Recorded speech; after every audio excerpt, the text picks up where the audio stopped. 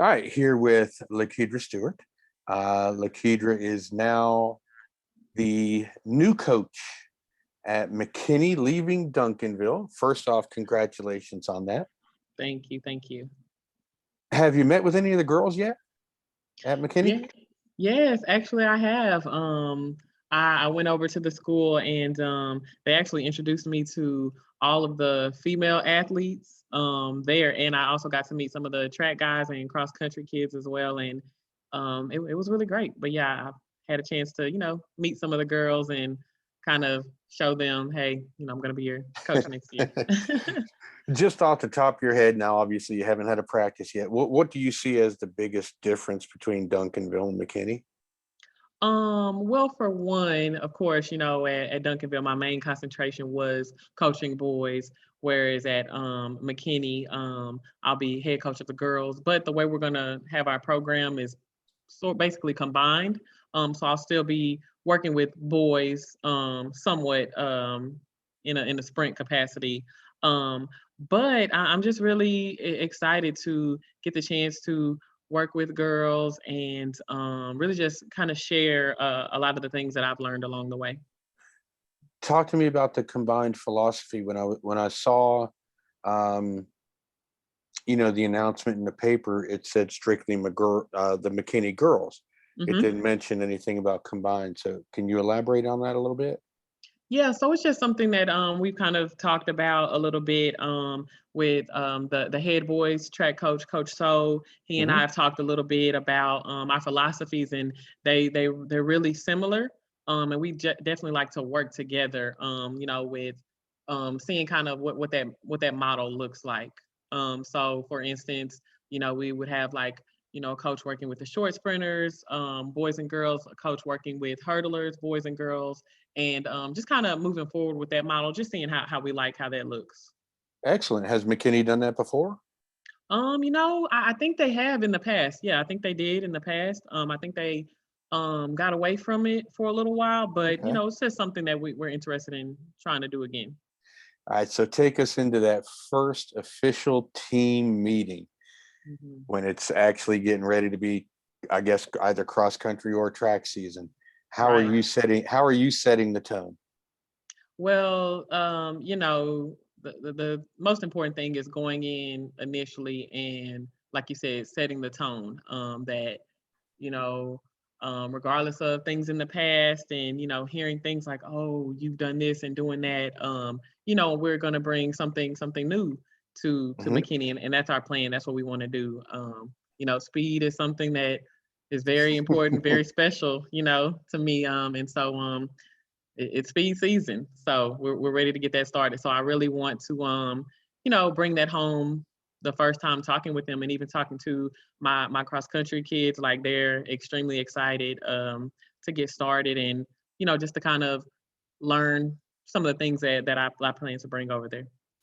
Well, I'm glad you mentioned speed because that's a perfect segue. Because in high school, Mhm. at Timberview, you anchored at the time the top 4x2 relay team, 136.37. Yeah. That was Hmm. back in 2007. You ran 11.76 in the 100. Hmm. Talk with us a little bit about your favorite sprint memories from high school and how that has shaped your philosophy today that you're bringing to McKinney. Yeah. And I have to brag on myself a little bit. At state, I ran 11:42, 44, one of those. So I got to brag on myself a Fair little bit. enough.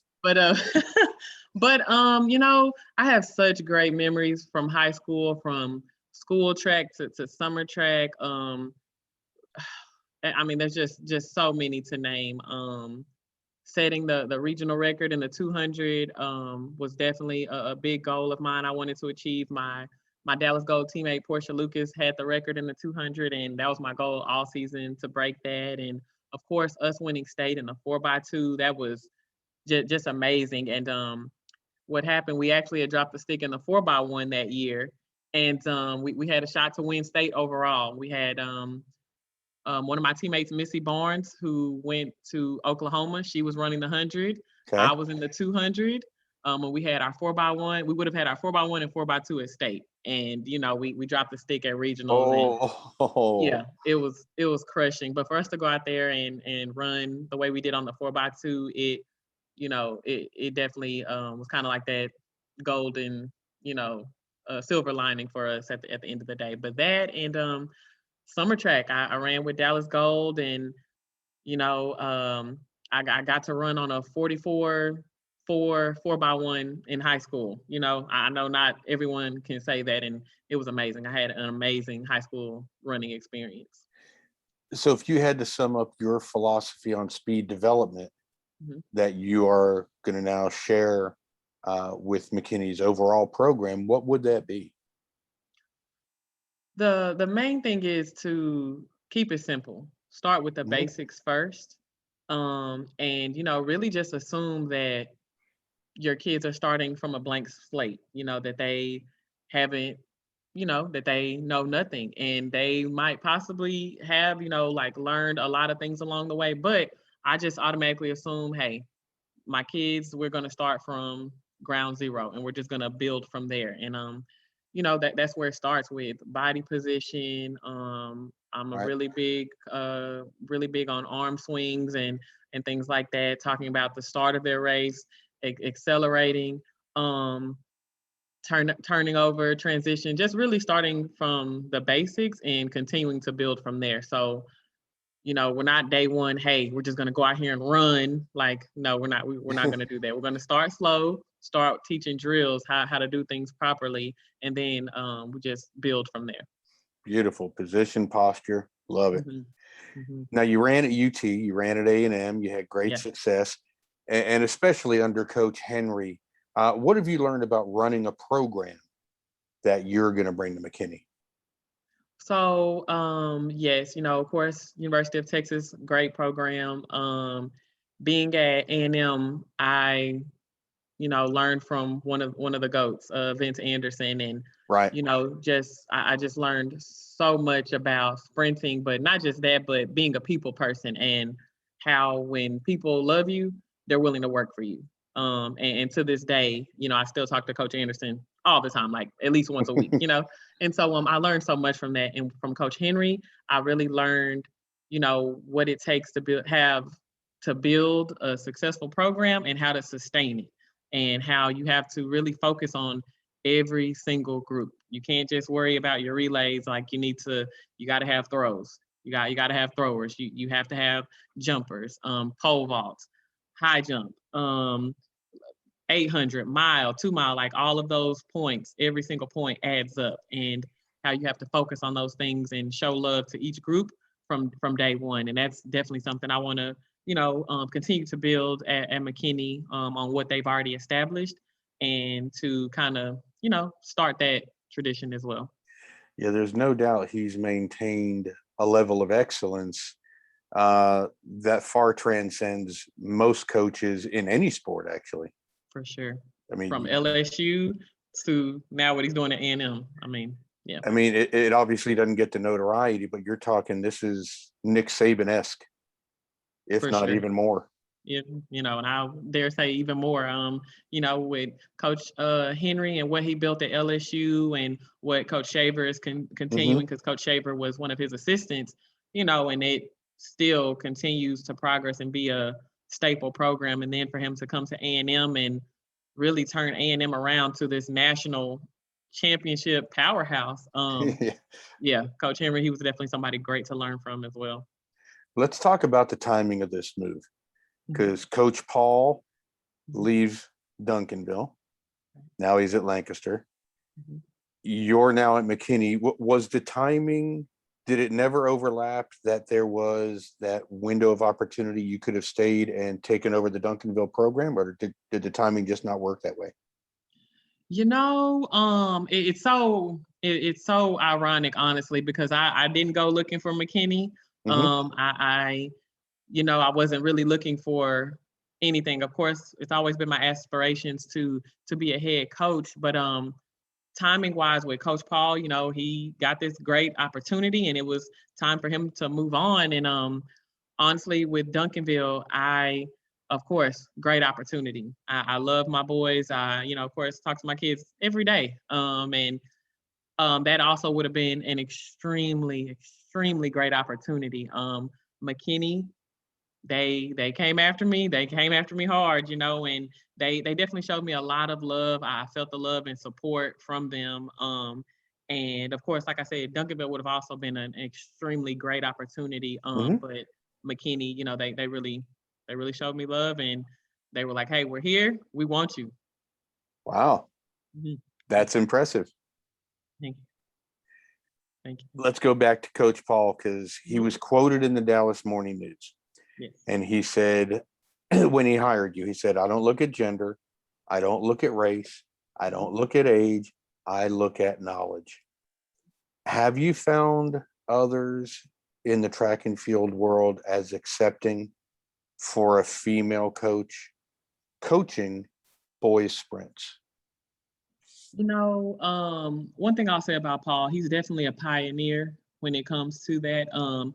When I interviewed, he was looking for a jumps coach. I had no idea. I came in talking about what I knew, which was sprints, and the whole time he was just sitting back looking at me like the whole time, I don't know what's going on. I didn't know he needed a jumps coach, but and I mean, what he said is true. He really did not care about any of that. He hired me on the spot. Like, he offered me the job as soon as I got done interviewing. And you know, track it's one of those things, and I will say, especially being in Texas, not everybody is open to that idea of a woman coaching a male dominated sport. And you still have those people that are uncomfortable with that idea, and they're not really sure, like, hey, can this work, can that work?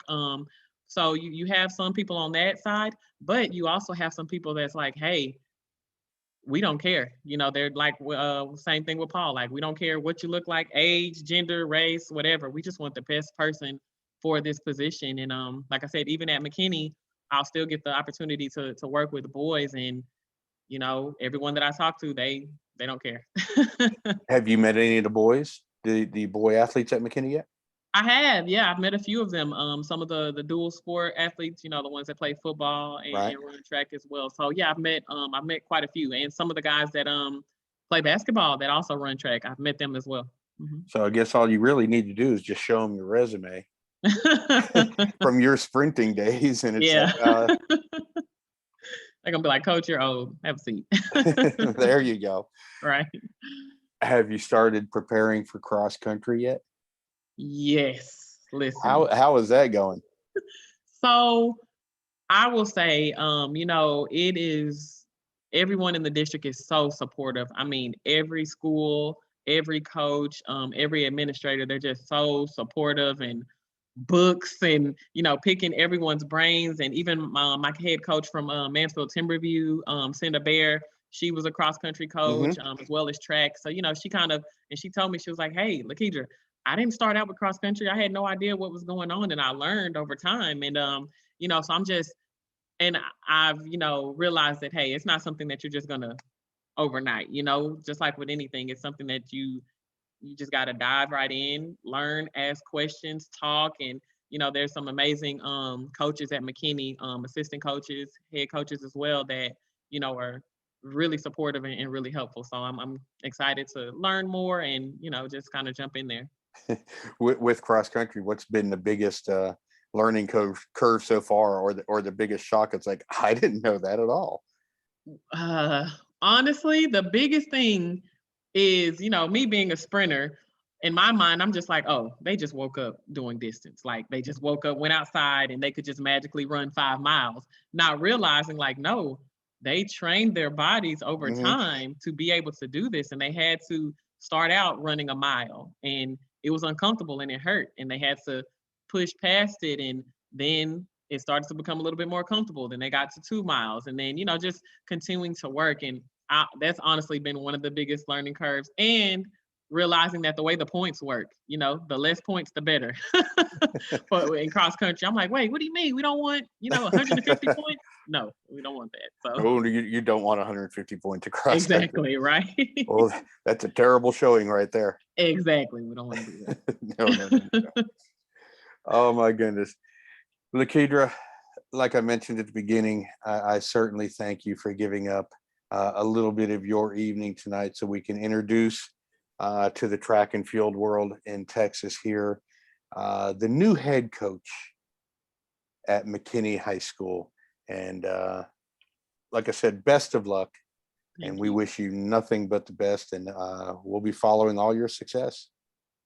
Thank you. Thank you so much for having me on. Thank you for inviting me on your platform. I mean, this is amazing. It's a blessing, and I'm just very excited, and I'm ready to get started at McKinney.